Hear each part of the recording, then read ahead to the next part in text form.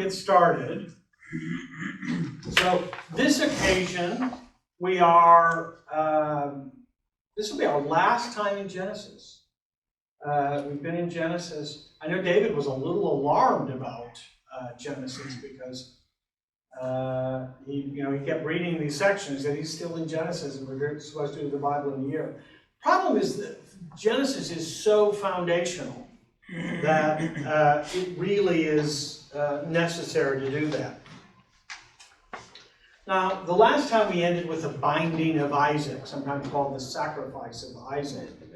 And many would regard that, I think biblically, that's really the high point of the life of Abraham. But actually, a lot happens in the life of Abraham after this event. So, for example, Abraham is, he has several children. After Sarah dies, he has several children by other wives. He continues to prosper, and he purchases a piece of property. That piece of property is today a famous holy site in Israel called the Cave of the Patriarchs. It is controlled by the Islamic Holy Site Authority. I don't know exactly what it's called, but it has the graves of some of the early patriarchs, particularly Abraham and Sarah. Now, Isaac goes on to have a pretty full life too. There's several chapters in Genesis about Isaac, but his life is, I think, less eventful. Probably the big thing happens early on, and that is when Abraham sends one of his servants. He's very eager, and this is an important thing, he's very eager for his son, Isaac, not to take a foreign wife. So he sends a servant to Haran and to his relatives to find somewhere among them a wife for Isaac. And he finds Rebekah. And Rebekah is probably in her early teens, very enthusiastic. And we're going to see that Rebekah is made out of pretty stern stuff. The servant reveals that he's on a mission from Abraham. Laban, her brother, agrees that maybe they could arrange a marriage. She agrees, astonishingly to me, to leave her home with a stranger that she met earlier that day to marry someone that she's never seen before. That, to me, that's pretty tough. But it turns out to be a love match. They're apparently very devoted to one another, except for one running problem. They don't have children until late. There's some considerable period before they have children. And she ends up pregnant with twins. And she receives a prophecy that the younger will be greater, more blessed by God than the older, which is the exact opposite. The culture of that time had a very strong prejudice in favor of the eldest son. The eldest son received more, just blatantly. Many languages actually have a different word for the eldest son, but there's a specific word for that. We don't in English. And the two of them are Jacob and Esau. Esau is the eldest. Now they're twins, so he's not eldest by, he's literally eldest by minutes, but he's still the eldest. And all of the prestige associated with eldest falls on him. And it turns out that he's kind of a burly, manly, masculine character, and he instills a lot of paternal pride on the part of Isaac. But Rebekah loves the youngest son and has already been told that the youngest son will be greater than the oldest. And this is going to be a source of rivalry. The two parents shamelessly each favor a child, and the two children are ferociously rivalrous. And another thing that occurs is that Esau does marry local women. He marries Hittite women, and both of the parents are mad about that. But Esau remains a favorite. Today's story is going to open when Isaac, the child of promise, whose name means laughter, was old and blind and dying. I'm picking up in chapter 27. When Isaac was old and his eyes were dim so that he could not see, he called Esau, his older son, and said to him, "My son?" And he answered, "Here I am." He said, "Behold, I am old. I do not know the day of my death. Now then, take your weapons, your quiver, and your bow, and go out to the field and hunt game for me, and prepare for me delicious food such as I love, and bring it to me so that I may eat, and my soul may bless you before I die." These blessings are a very big deal. They are not just, when we use the word blessing, we often mean something like a well wish. That's not what's involved here. This is thought to somehow speak to spiritual realities. And the blessing is a powerful, life-changing event. Verse 5. Now Rebekah was listening when Isaac spoke to his son Esau. We're going to find that poor Isaac in Hebrew, that poor Isaac is really badly outclassed by Rebekah. And she hears about this blessing, and she really thinks, she's maybe thinking about the prophetic thing that she had heard when she was pregnant. She really thinks it ought to go to Jacob. And she concocts a scheme which is bound to lead to bitterness and acrimony. But the point is that she favors Jacob, period, in a way that is really not even aware of other issues. And so she's going to lay out this scheme.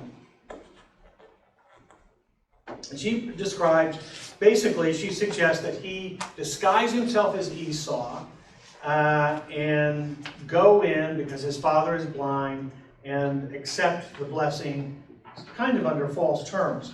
Verse 11, but Jacob said to Rebekah, his mother, "Behold, my brother." So notice, this is interesting. Jacob doesn't say, "Well, that would be wrong. I shouldn't do that. And maybe that this is a crazy scheme."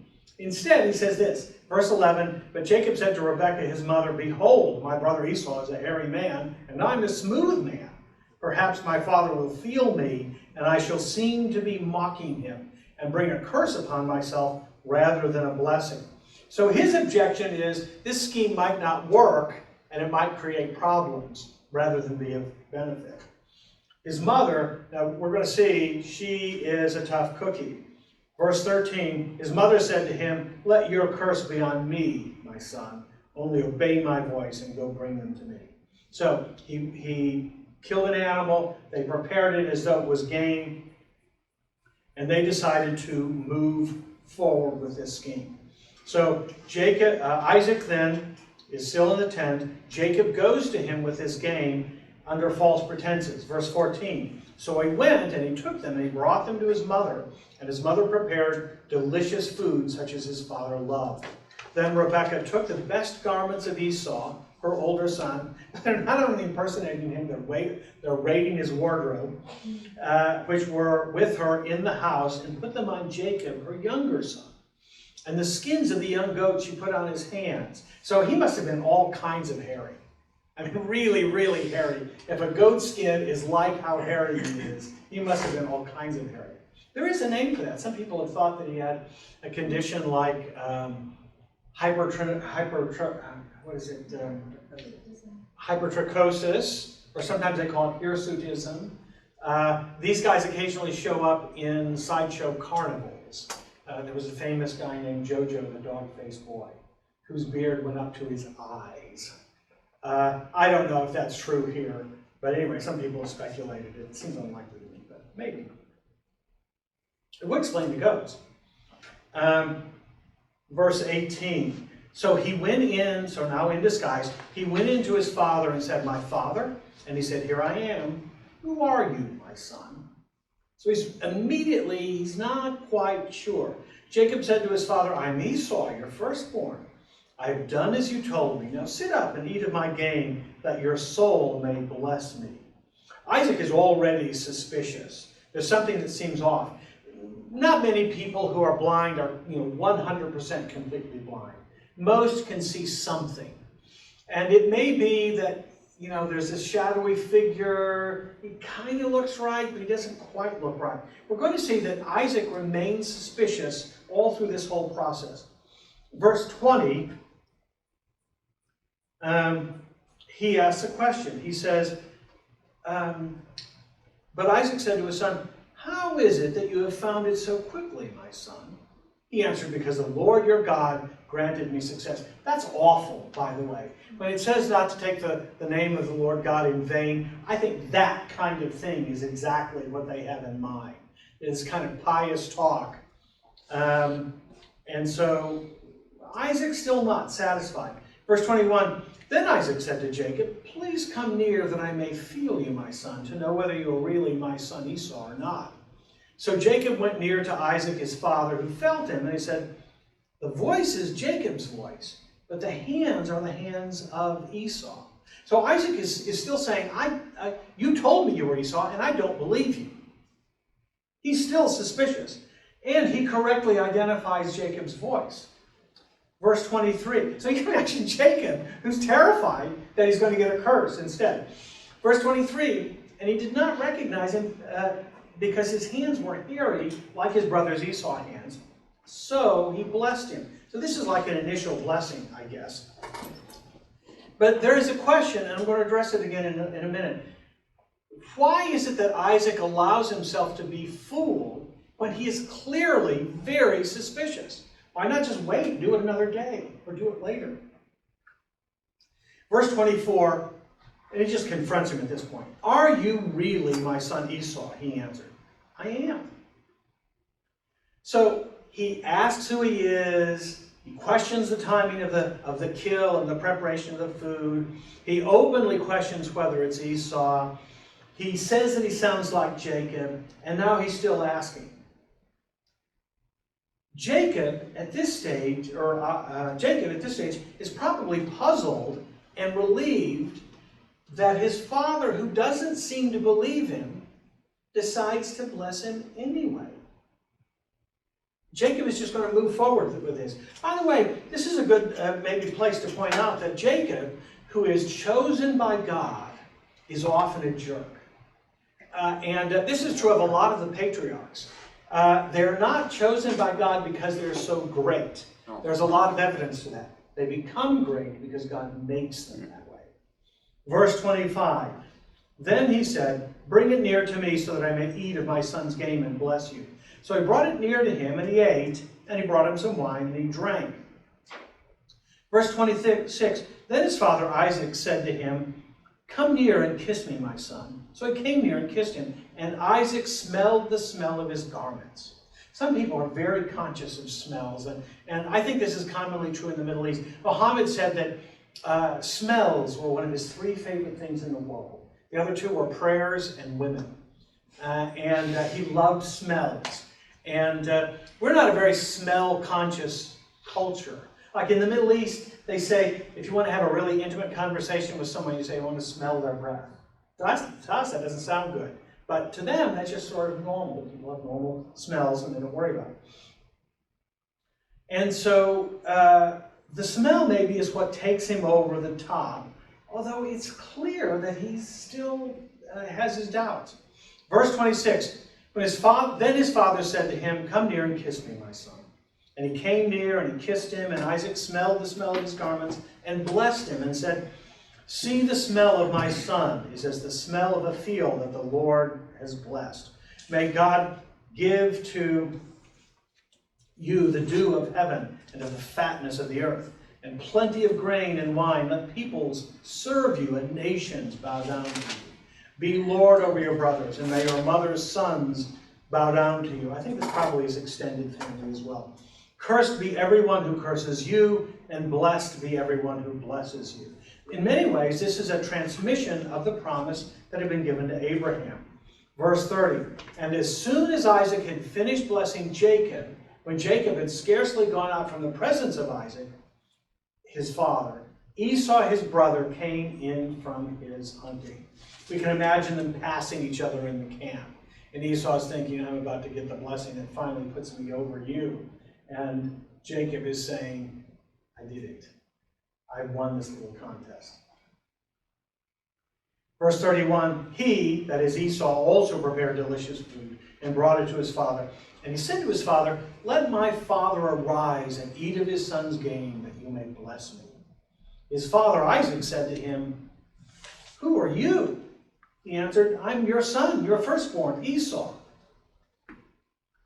Then Isaac trembled very violently and said, who was it then that hunted game and brought it to me? He's already identified the voice. And I ate it before you came, and I have blessed him. Yes, and he shall be blessed. That's an interesting remark. I want you to notice that. And he shall be blessed. It's interesting that he questioned the other one at every point. This one, he immediately, everything's fallen into place. He looks right. He sounds right. The circumstances are right. This is Esau. He doesn't have any doubts about that. Verse 34, as soon as Esau heard the words of his father, he cried out with an exceedingly great and bitter cry, and said to his father, bless me, even me also, O my father. But he said, your brother came deceitfully and has taken away your blessing.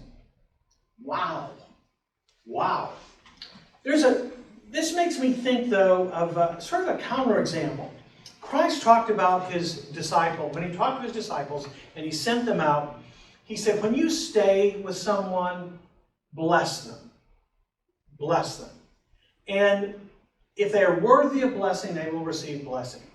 And if they're not worthy, your blessing will recoil back to you. By the way, I think that's an interesting principle, that we should pray blessing for people. And if God isn't going to bless them, then we will receive the blessing that we prayed for others. In fact, strategically, you might want to focus on people that you don't think are worthy. because you might come out ahead that way. I don't know. Maybe. Verse 36. Esau said, is he not rightly named Jacob? So Jacob is like deceiver, for he has cheated me these 2 times. And I won't go into the rest of it. But at this point, he is furious. He asked for a blessing, but it is a feeble blessing. This is what Isaac blessed. He said, behold, away from the fatness of the earth shall your dwelling be, and away from the dew of heaven on high. And by your sword you shall live, and you shall serve your brother. But when you grow restless, you shall break his yoke from your neck. That doesn't sound that good. Verse 41, now Esau hated Jacob. Well, he wasn't keen on Jacob already, because of the blessing with which his father had blessed him. And Esau said to himself, the days of mourning for my father are approaching, then I will kill Jacob. Well, so he goes from pathetic to menacing pretty fast. This is his nature. Verse 42, but the words of Esau were told to Rebekah. Now it doesn't mention, so you might wonder who said that, but the camp is filled with other family members. There may be unnamed daughters, their servants, and probably all of them have a person that they favor in the family, and they're all kind of watching out for each other and scheming also. Verse 42, but the words of Esau, her oldest son, were told to Rebekah. So she sent and called Jacob, her younger son, and said to him, behold, your brother Esau comforts himself about you by planning to kill you. Here's the thing about Rebekah. Rebekah is not risk averse. And she doesn't say, I better back off, or, no, immediately she initiates a plan that will protect her precious Jacob. Verse 43, now therefore, my son, obey my voice, arise, flee to Laban, my brother in Haran. She may not have seen him in all those decades. Probably they got news from each other, but they may never have seen each other since that time. And stay with him a while until your brother's fury turns away, until your brother's anger turns away from you, and he forgets what you have done to him. Notice that she says what you have done to him. She was the one that came up with this scheme. There's a lot of blame shifting that goes on. Then I will send and bring you from there. Why should I be bereft of you both in one day? The assumption I think that she's making is that if Esau does kill Isaac, she will in effect have no sons. That she'll be done with them both, or one will be gone, she'll be done with the other. Now, what you might imagine is that Rebekah would tearfully go to Isaac and Esau and apologize and plead, and she could probably make that strategy work. And she might even be sincere, but no, she's not going to do that. Instead of that, she strikes. And this is a gal that plays hardball. Her maneuver at this point is that she's going to try to turn, and this is amazing, she's going to try to turn Isaac away from his favorite Esau by reminding him of old grievances. Verse 46, then Rebekah said to Isaac, I loathe my life because of the Hittite women. So these are the foreign wives of Esau. And I would just say that almost all of us know some Hittite women. Now, they weren't Hittites. There's no Hittites anymore. They may not have been women, may not have been daughters-in-law, but they're people that make us crazy. We dislike them intensely. We don't know that the Hittite women did anything wrong, but anyway, they're a real problem for them.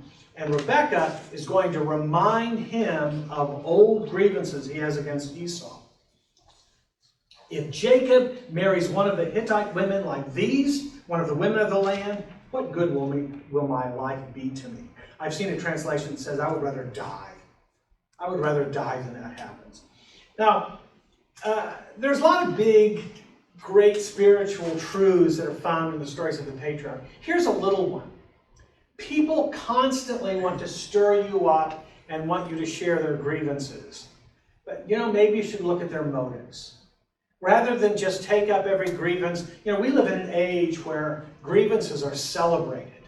I mean, it's the spirit of the age. People identify themselves by their grievances. But she's just reigniting an old argument as a strategy to get past the consequences of her actions. Verse 28, so they decide, they agree that that's going to happen. Then Isaac called Jacob. Isaac called Jacob and blessed him. Isaac called Jacob and blessed him. That's very surprising. Remember that Jacob himself said, if we get caught, I will get a curse and not a blessing. This is extremely strange. Now, it's true that he did get a blessing, but I don't see why he couldn't have rescinded the blessing. Just said this was a blessing under false pretenses. And if it had a purely human origin, maybe that would be true.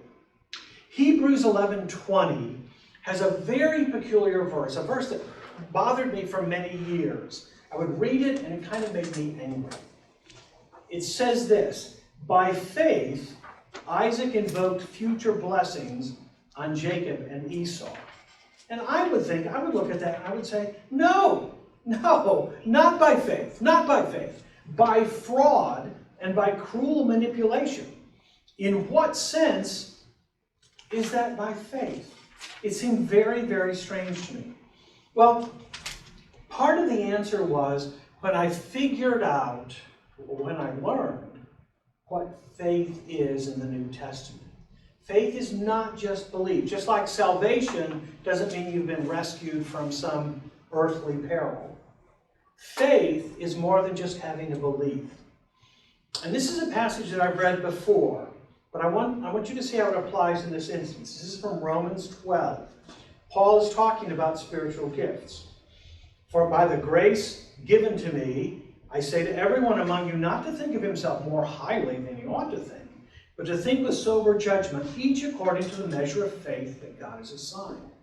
For as in one body with many members, and the members do not all have the same function, so we, though many, are one body in Christ, individually members of one another, having gifts that differ according to the grace given to us. Let us use them. If prophecy, in proportion to our faith. In service, if service, in our serving. The one who teaches in his teaching. The one who exhorts in his exhortation. The one who contributes in generosity. The one who leads with zeal. The one who does acts of mercy with cheerfulness.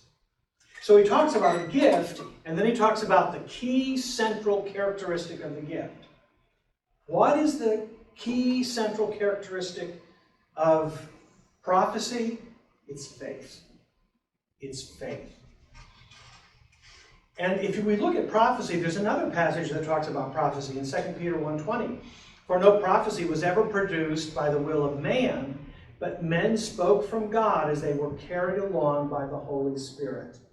When you look at those verses and look at what's happening in this passage, I'm going to offer a theory about why he blessed both the first and the second time. Why this strange second blessing. Isaac had a blessing that he thought was from God and that he wanted to deliver to his eldest son. He may have just assumed that it would go to him. Essentially, God had given him this blessing, and Isaac, because of his blindness and because of Jacob's ruse, didn't understand what he was doing, but he gave God's blessing to the person that God intended, even though he didn't realize he was doing it. It's not surprising in a sense that he was very confused, because inwardly he had this spiritual awareness. This is the blessing that I'm supposed to give. This is the person. But wait a second, this doesn't seem like Esau. Somehow it doesn't quite register, and he gives the blessing anyway. And in fact, he does the right thing without knowing it and against his will. Now that seems like a very strange thing. But in a world where God is determined to pursue his purposes, and most people are either indifferent or opposing those purposes, it must necessarily be that people are doing the will of God without knowing it and against their will. I think there are other examples of that. I'll give you another thing that this reminds me of quite a bit. Some of you may know the story of Balaam, who was a kind of pagan prophet who was hired by the people of Canaan to curse the Israelites. And he said, I can only do what God gives me. And so they hire him to issue a curse. And instead, he issues a blessing, because he can only do what God had given him to do. This is like that, only sort of in reverse. Verse 28, then Isaac called Jacob and blessed him and directed him, you must not take a wife from the Canaanite women. Verse 10, so skipping a bit.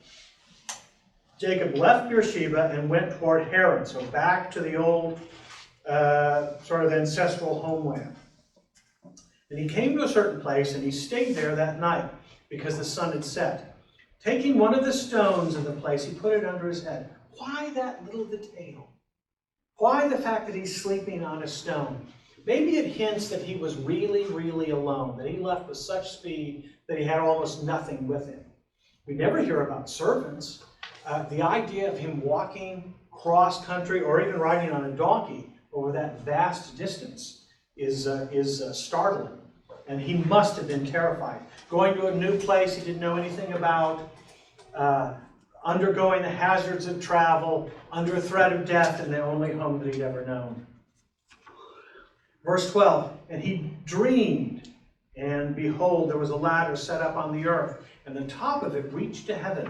And behold, the angels of God were ascending and descending on it. And behold, the Lord stood above it, and he said, I am the Lord, the God of Abraham your father, and the God of Isaac. The land on which you lie I will give you and to your offspring.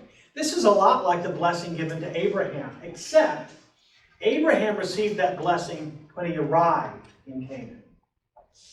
Jacob was receiving the blessing as he left. So he was leaving the place of blessing, but there was still a divine reassurance there.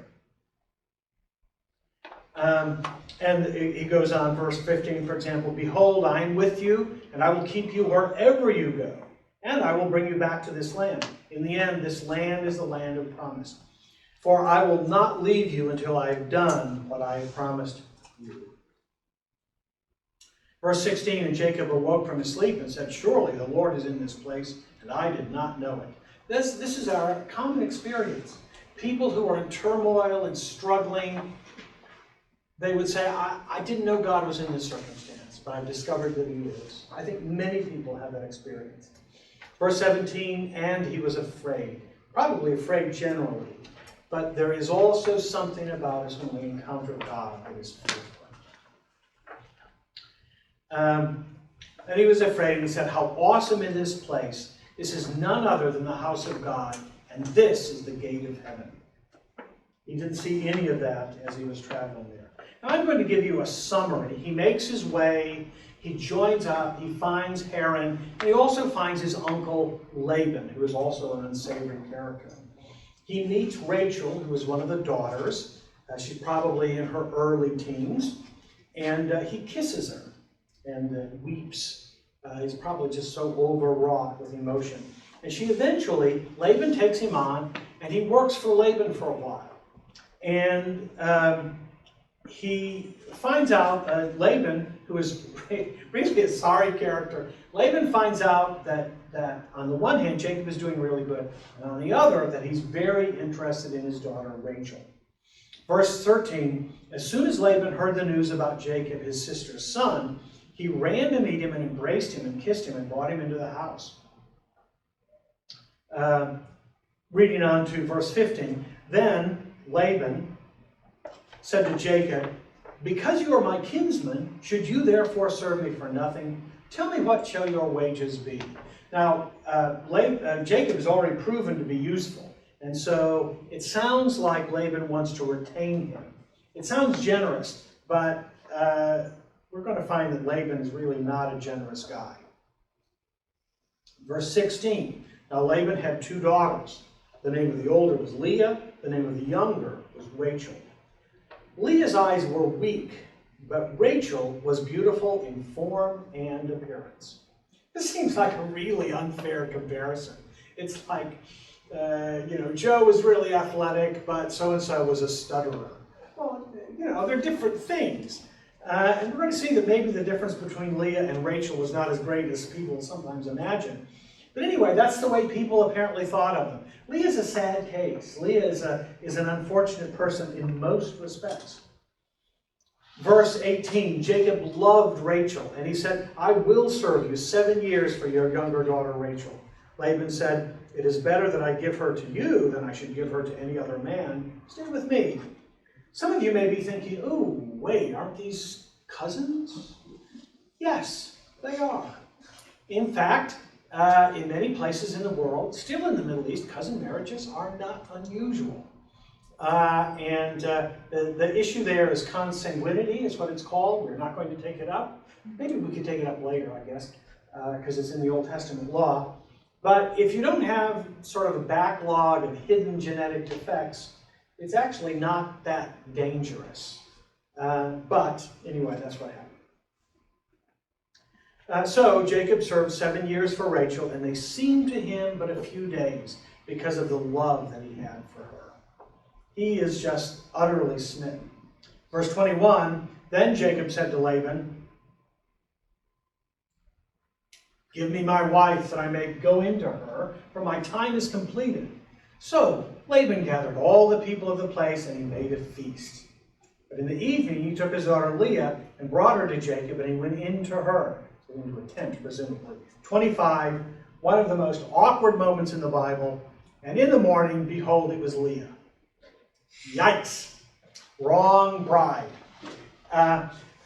One of the things that's really striking to me about this is they say that Rachel was beautiful and had a lovely form. But apparently Leah's form was not so different that he noticed it on the honeymoon. Now, it's true that it was dark, and there was probably, he's maybe wearing a veil, and there might have been some alcohol involved, and probably eager. Having said all of those things, it's still kind of surprising to me that at some point he didn't pick up on this. By the way, she's clearly involved in this ruse. By the way, here's Jacob getting caught again. So he impersonated his brother-in-law or his brother. Now he's getting caught in an impersonation himself. So I can't imagine what Leah thought. Did she just obey and hope for the best, or Or did she think that he would come around? Or I don't know. I also wonder how Laban brought this up to the girls. That must have been an awkward conversation in all kinds of ways. Maybe she thought that, and I think women do this sometimes. They think, oh, you know, once he sleeps with me, then it's sorted out. Well, that's not true. It's never been true, and even in that world, it was not true. I don't know. It's a mystery to me. But anyway, that's what happened. And Jacob said to Laban, "What is this that you have done to me? Did I not serve you for Rachel? Why then have you deceived me?" Okay, his outrage again is kind of ironic given his own history. Laban, always kind of self-righteous, as well as greedy. Laban said, "It is not done in our country to give the younger before the firstborn." It is true that was the normal practice. Having said that, I can't believe that he wouldn't bend the rules if it benefited him. Verse 27, complete the week of this one. In other words, finish your honeymoon with my eldest daughter, and we will give you the other also in return for serving me another 7 years. So, okay, you can marry her too, but at least wait until the honeymoon's over before you marry the second one. Nice, nice. That's what they do. Jacob did so and completed her week. Then Laban gave him his daughter Rachel to be his wife. This sets up one of the most awkward and contentious domestic situations described in the entire Bible. It is an extremely unhappy situation. And the two girls, well, verse 31 describes it. When the Lord saw that Leah was hated. Well, you can see why Rachel would be mad. You can see why Jacob would be mad. She has, either through her own passivity or because she was naive or whatever, she's put herself in a very bad situation. When the Lord saw that Leah was hated, he opened her womb, but Rachel was barren. What follows here is a bizarre contest of fertility in which Leah wins handily. She has many more children. In fact, Rachel is going to have a very hard time having children at all. And Jacob continues to thrive. In fact, he is getting a cut of everything, and his cut is so much, and he's managing it so well as Laban's stuff, that he's becoming as wealthy as the family itself, which is very worrisome. Chapter 31, now Jacob heard that the sons of Laban were saying, "Jacob has taken all that was our father's, and from what was our father's he has gained all this wealth." And Jacob saw that Laban did not regard him with favor as before. Not really fair, because Laban himself had become wealthy. But it reminds me of something that God had said to Abraham. Because God said to Abraham that he would bless Abraham. And what else did he say? Does anybody remember the other thing? There was another thing. That Abraham, would be a blessing to others. This is a fulfillment. What we just read is an exact fulfillment of that thing. That Jacob is now become a blessing to Laban. Presumably, the descendants of Abraham, the Jews today, are a blessing to the people that they work for and with. And so you would think, logically, that would make them extremely popular, right? Well, you might. If you did, you'd be wrong, though, because that's often not been the case. Now, there are people, for example, in Abraham's life and in Isaac's life, who said, "Look, we can see that God is with you in everything that you do, and we would like to make a covenant with you." That's not exactly what Laban's doing. Laban's mad, and so are his sons. They're jealous either of God's favor or of Isaac's talent. Verse 3, then the Lord said to Jacob, "Return to the land of your fathers and to your kindred. I will be with you." Now, he can return, but remember that Esau has sworn to kill him.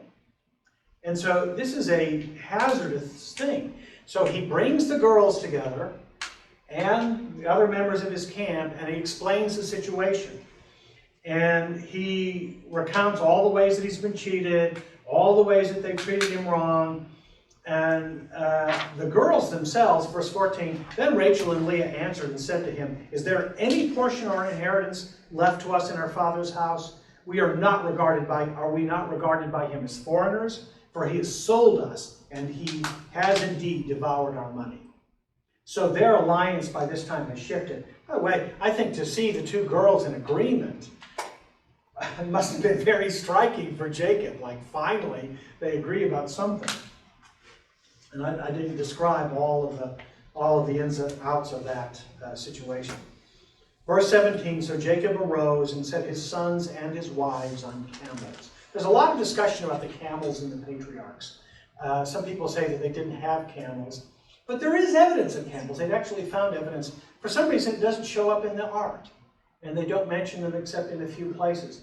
There's another example of that. There are elephants in Syria at this time, but virtually no depictions of elephants in ancient art from this period. That's amazing to me, because you would think that would be a big deal, but no. So Jacob arose and set his sons and his wives on camels. He drove away, verse 18, he drove away all his livestock, all his property that he had gained, the livestock in his possession, and that he had acquired at Paddan Aram, to go to the land of Canaan to his father Isaac. Laban had gone to shear his sheep, and Rachel stole her father's household gods. We won't get into that whole issue. I had a friend who came home one day, and he discovered that his wife was gone, his kids were gone, his bank account was empty, and his truck was gone. His brand new truck. And this is a little bit like what Laban experiences, because his family is all gone, and a bunch of stuff that he kind of still thought of as his own. So Laban puts a posse together, and they follow it. And so he has a 3-day lead, but they pursue. And in verse 25, Laban overtook Jacob. Now Jacob had pitched his tent in the hill country, and Laban with his kinsmen pitched tents in the hill country of Gilead. So on the one hand, Laban is chasing him. On the other hand, Esau is waiting to kill him. That's the situation that he's in at this point. And Laban said to Jacob, "What have you done, that you have tricked me and driven away my daughters like captives of the sword? Why did you flee secretly and trick me and did not tell me, so that I might have sent you away with mirth and songs, with tambourine and lyre? And why did you not permit me to kiss my sons and my daughters farewell?" Sons, he means grandsons. "Now you have done foolishly. It is in my power to do you harm." So the first thing he says, "Why did you leave? Why? I could have given you a party." And then he says, "I could kill you, Well, I wouldn't take anything that he says quite at face value. And so they go back and forth. But then in 29, he reveals something. "It is in my power to do you harm, but the God of your father," not my God, "the God of your father spoke to me last night, saying, 'Be careful not to say anything to Jacob, either good or bad.'" Laban is a sorry character, but to his credit, he's afraid of God. And so clearly his intention was to do him harm, and he's decided to put the best face on it possible. They decide to form a covenant, and they create a barrier, a pillar of rocks. They stack rocks up, and characteristically they cannot agree on what to call it. Jacob calls it one thing, Laban calls it another thing, but they basically agree, we're not going to cross this line. This is not a bad strategy. Sometimes you are connected by family ties or work ties with people that you just can't deal with, and you have to put up a barrier.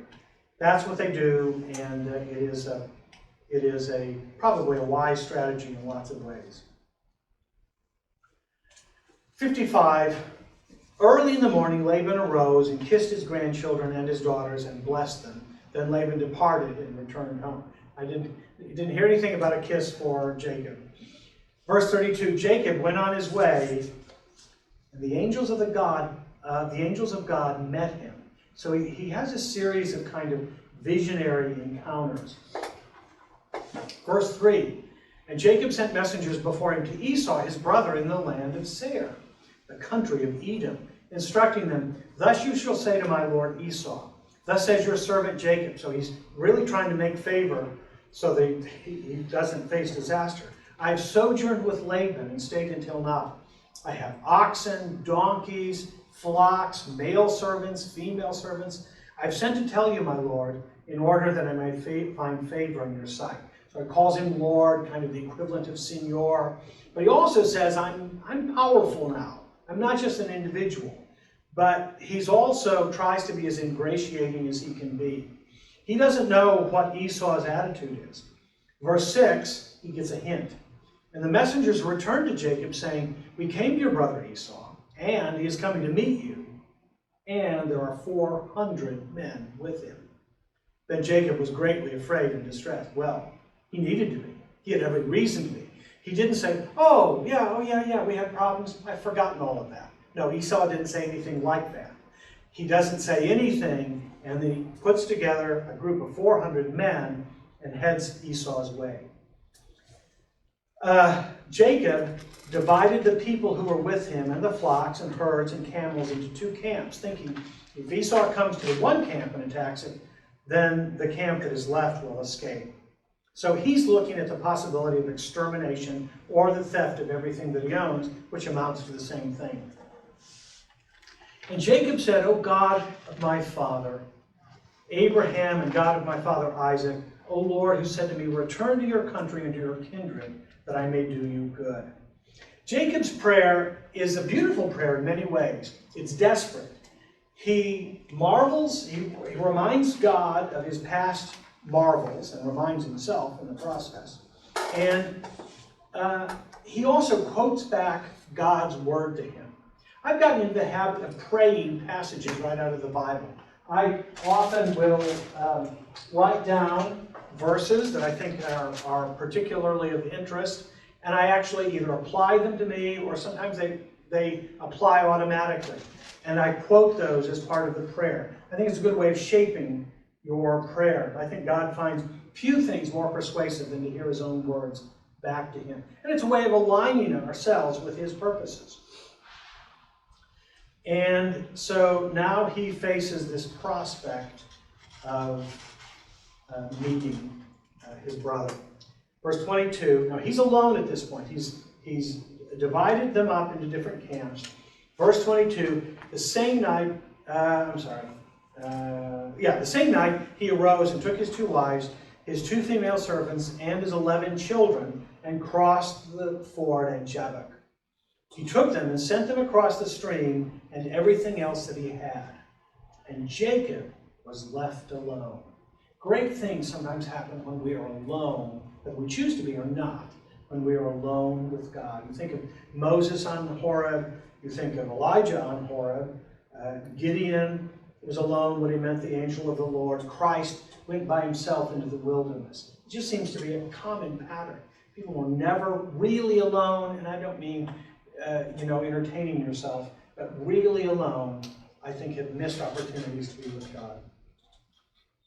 And Jacob was left alone, and a man wrestled with him until the breaking of day.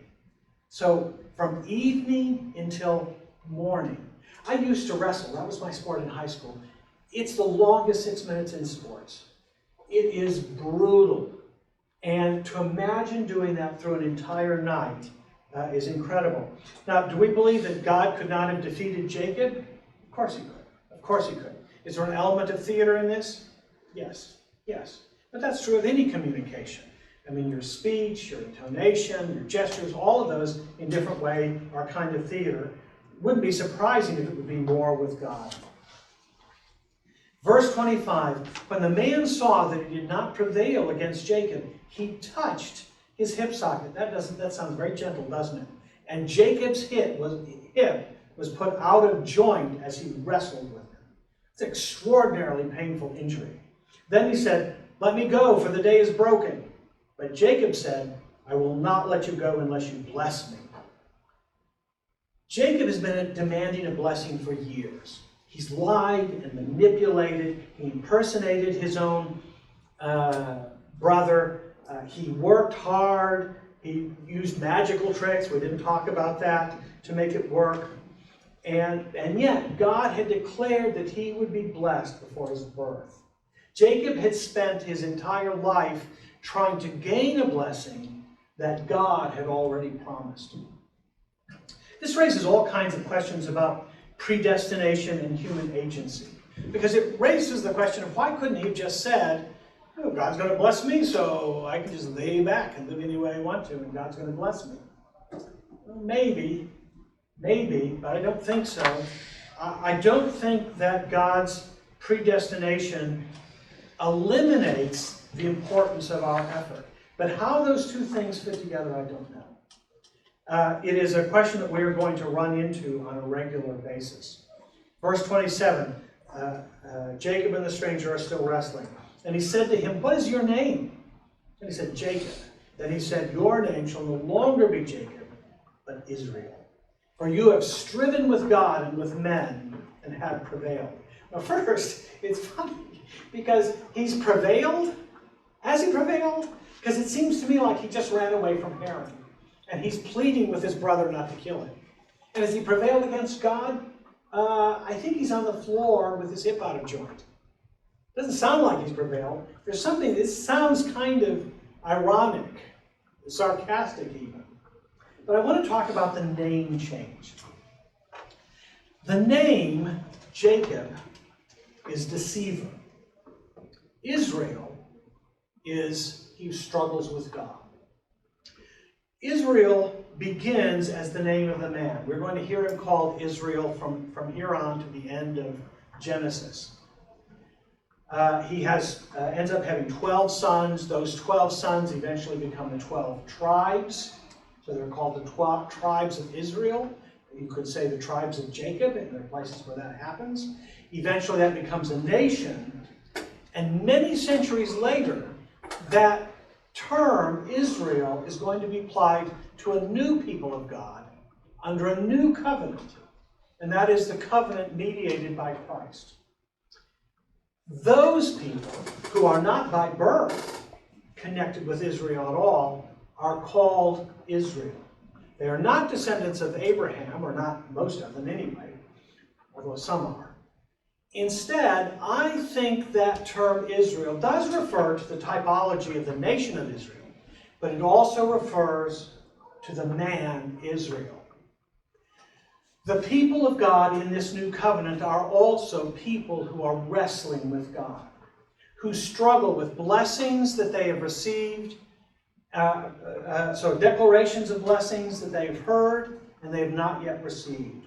They're people who cling to God and say, bless me.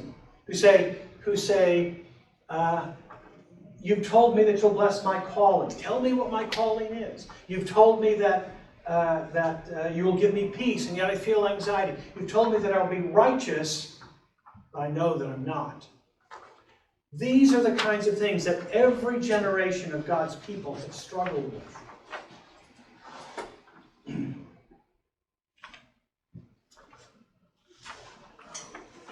Verse 29, then Jacob asked him, please tell me your name. But he said, why is it you ask my name? And there he blessed him. Some translations say, why do you ask my name? Because it is wonderful. We will talk about the name of God next time. That's going to be our focus, in fact. Verse 30, so Jacob called the name of the place Peniel, saying, for I have seen God face to face. Once again, the angel of God is God, and yet my life has been delivered. Verse 31, the sun rose upon him as he passed Peniel, limping because of his hip. Now what follows, chapter 33, and Jacob lifted up his eyes and looked, and behold, Esau was coming, and 400 men with him. So here he is alone, facing Esau, the brother that sworn to kill him. So he divided the children among Leah and Rachel and the 2 female servants, and he put the servants with their children in front, then Leah with her children, and Rachel and Joseph last of all. He himself went on before them, bowing himself to the ground 7 times until he came near to his brother. Think about this. So he's been traveling all this time. Very difficult. He's been in the desert. He's been moving as fast as he could move until he met up with Laban. Now his hip is out of joint. Think about how laborious it would be. Not only was it ostentatious gesture of submission to actually bow to the ground as he was doing. Think of how difficult it would have been to get up. Verse 4, but Esau ran to meet him. We don't know what happened.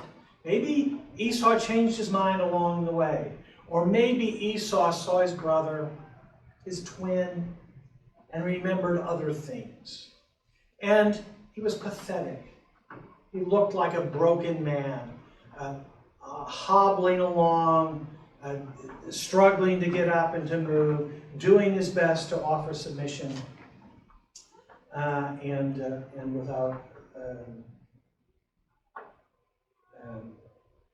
without any way to protect himself. Verse 4, but Esau ran to meet him and embraced him and fell on his neck and kissed him, and they wept. So Jacob had been thinking about, or Israel as he now is, had been thinking about how the two of them would get together for some time now. And I wonder if he ever considered this possibility, that he would run to him and kiss him. But this is the situation that God set up. Maybe it was a reason that he broke his hip, or wrenched his hip. In any event, we now are closed on Genesis. We move next time to Exodus in the name of God. Lord God, we thank you for all of the good things that you make available. Father God, let us be people who care enough about spiritual things to struggle with you, to be alone, to set aside things that matter less, to focus on things that matter more. Bless us, Father God. We ask what we ask in Jesus' name. Amen.